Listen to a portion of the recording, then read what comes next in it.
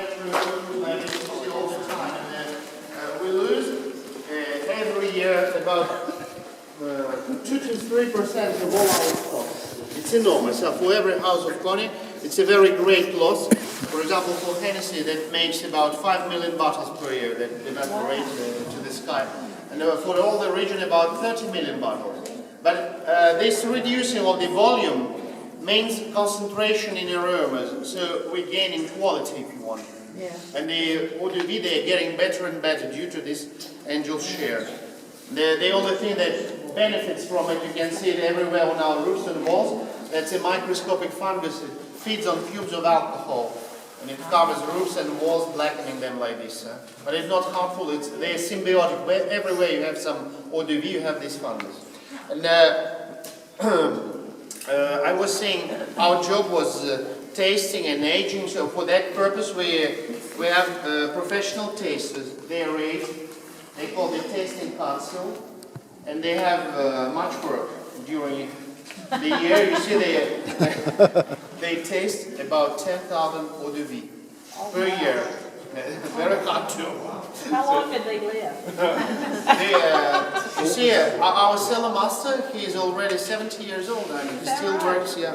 And so what do they do? From November to April, they taste all eau de vie they buy, because that's the distillation period. For the quality and also for choosing the right barrel for every eau de vie. As I was saying, the aging process is not the same for different qualities of eau de vie.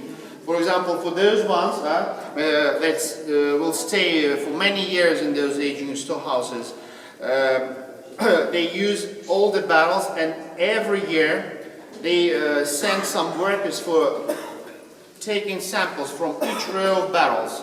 Only one, because that's the same eau de vie. In barrels of the same age, what could we read on them?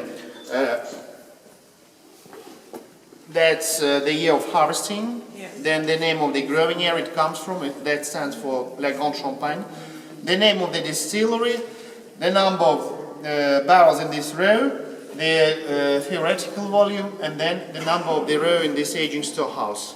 Oh. If not, that could be a name of a distiller from whom we bought this eau de vie and so on, like an identity card if you want.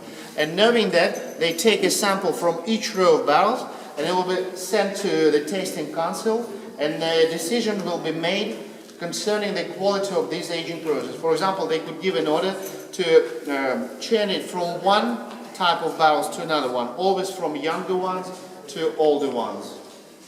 Or maybe to move all this row of barrels from one aging warehouse to another one. Because in this one, it's very humid because we are on the bank of the river. You see, in the eau de vie, they're becoming smoother with time. And in the fields where the weather is hotter and drier, they have much character. They are very full-bodied. And like this, the aging continues. Because you see, when they taste, they give marks to every eau de vie. They exchange special technical terms. They have a very precise vocabulary, and they give marks like in school. And every year they know how it is today and how it was last year, because that's an annual tasting. It's called quality inventory. Maybe 2 years ago, maybe 3 years ago. And if this mark is getting better and better, that means the eau de vie is still evolving. It's still changing its aromas and flavors. And the aging is still going on. But if they see the market the same like last year or maybe 2 years ago, that means the eau de vie has reached its peak of aging. The quality is the best. And that's the moment for us to begin making cognac. Like this, what else? Those people, at Henessy, they're a little bit single, particular if you want. All of them had come to Henessy with their own jobs, and our cellar master taught those people this tasting, how to taste. You see, that's not so simple. I always say the wine tasting, for example, it's a pleasure. But eau de vie tasting, it's a hard job. Because you see, when they buy eau de vie, they are at 70. They add some water. It goes down to 50, 55. but it's very difficult to recognize and distinguish aromas and flavors in spite of the strength of alcohol. They could taste 50-60 samples per day. They begin at 11 a.m. Do you know why? Because in France we have our lunch always at the same time, and at this period of day we're hungry. And the nose and the palate, they're the most excited ones. That's why they begin at 11.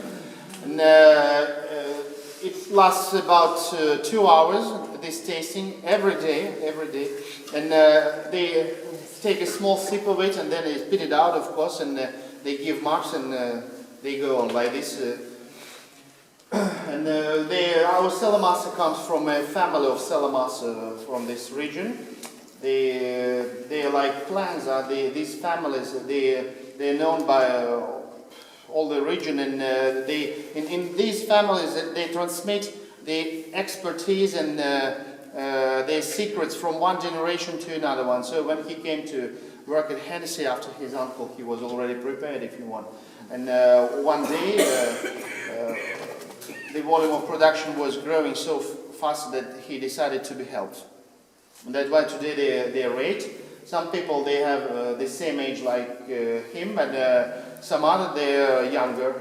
And they have two young boys of about 35 years. You see, like this, they can transmit their knowledge to younger people.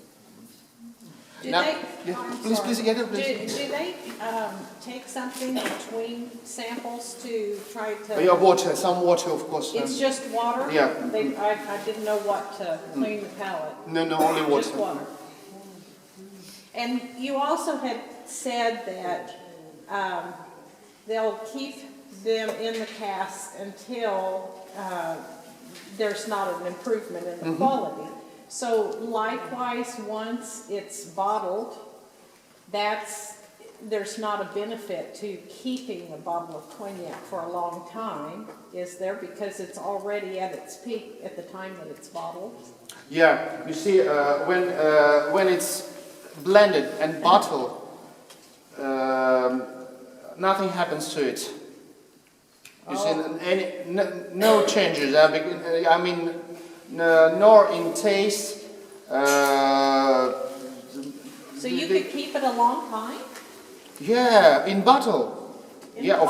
Of course, Without yeah, but not in barrels, because you see, we cannot keep them in wood indefinitely, because one day the quality could go down. But in bottle, nothing happens. Okay. And for this purpose, we use some very big bottles. In French, they're called damjan, in English, demi-johns, for keeping very, very precious eau de vie. But for decades, for centuries, because you see, when you when you have no more contact with air, nor with wood, in glass, nothing happens to them. Okay. It won't change. We can go to see them with a little bit.